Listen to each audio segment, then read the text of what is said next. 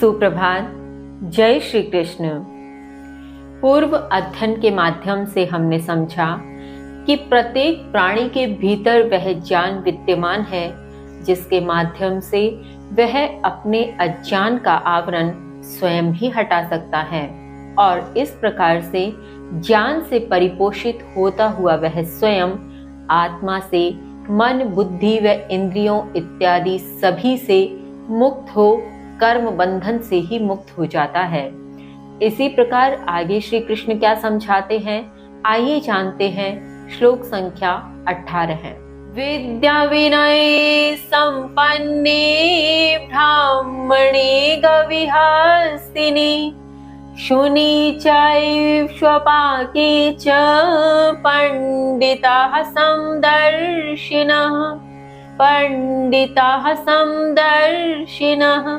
श्री कृष्ण कहते हैं, विद्या और विनय से युक्त ज्ञानी अर्थात पंडित ब्राह्मण में, गाय में, हाथी में, कुत्ते में और चांडाल में भी समान दृष्टि से देखते हैं। भावार्थ, यहाँ श्री कृष्ण कहना चाहते हैं, जिस भी पुरुष ने, जिस प्राणी ने अपने भीतर के ज्ञान से स्वयं के अंधकार को मिटा लिया है, जो वह अविनाशी तत्व को जान गया है, जो निश्चय ही सभी में उस अविनाशी तत्व को देखता है, तो उसके लिए किसी प्रकार का अंतर शेष नहीं रह जाता।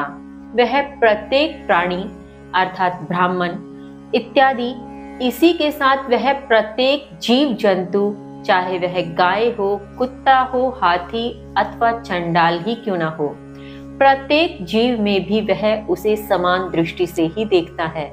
उसके लिए वह अविनाशी तत्व प्रत्येक जीव, प्रत्येक प्राणी के भीतर विद्यमान रहता है। ऐसा जानकर वह सभी को समान दृष्टि से देखता हुआ सभी के भीतर उस परम तत्व को विद्यमान देखता है। इसी क्रम में आगे श्री कृष्ण कहते हैं, श्लोक संख्या 19, इह एव तैर्जितः सर्गो येषां साम्ये स्थितं मनः निर्दोषं हि समं ब्रह्म तस्मात् ब्रह्मणि ते स्थिताः।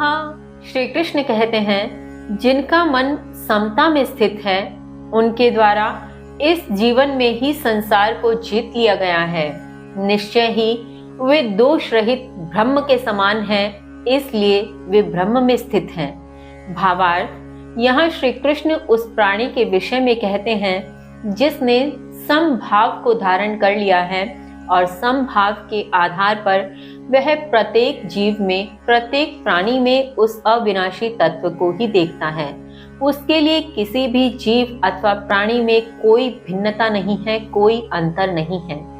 ऐसे समभाव दृष्टि वाले प्राणी ने निश्चय ही इसी जीवन में रहते हुए संपूर्ण संसार को जीत लिया है, संपूर्ण संसार को अपने वश में कर लिया है।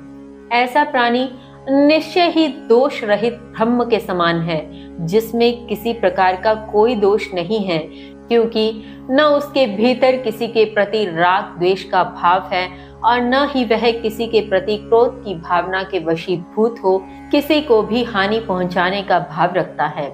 इस प्रकार वह समस्त दोषों से रहित उस ब्रह्म के ही समान है। इसीलिए वह अविनाशी तत्व को समझते हुए उस परम तत्व में लीन हो जाता है।